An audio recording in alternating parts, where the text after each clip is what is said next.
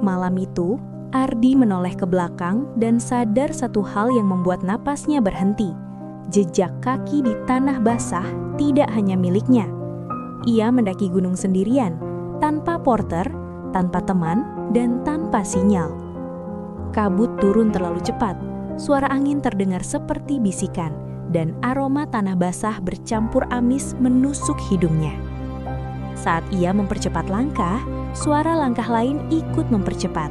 Bukan gema, bukan hewan, dan yang paling mengerikan, langkah itu berhenti, tepat saat Ardi berhenti bernapas. Ardi memulai pendakian dengan percaya diri berlebihan. Gunung ini terkenal ramah, kata orang.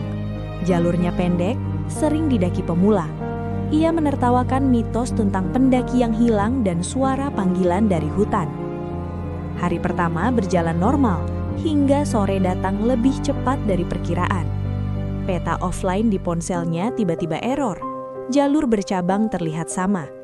Saat ia memutuskan beristirahat, langit menggelap drastis. Dari kejauhan, Ardi mendengar namanya dipanggil pelan, persis suara ibunya. Padahal ibunya sudah meninggal 5 tahun lalu. Malam semakin pekat. Api unggun sulit menyala, seolah angin sengaja memadamkannya. Suara langkah mengitari tenda, diikuti napas berat dari balik kain tipis. Ardi membeku. Ia ingat pantangan gunung, jangan menjawab panggilan. Tapi suara itu memanggil lagi, lebih dekat, lebih marah. Tiba-tiba bayangan tinggi berdiri di depan tenda. Tubuhnya seperti manusia, tapi kepalanya tertekuk tak wajar. Bau busuk menusuk. Ardi menutup mata, membaca doa seingatnya. Saat ia membuka mata, bayangan itu lenyap, meninggalkan jejak kaki terbalik di tanah. Ardi selamat, ditemukan 3 hari kemudian oleh tim relawan.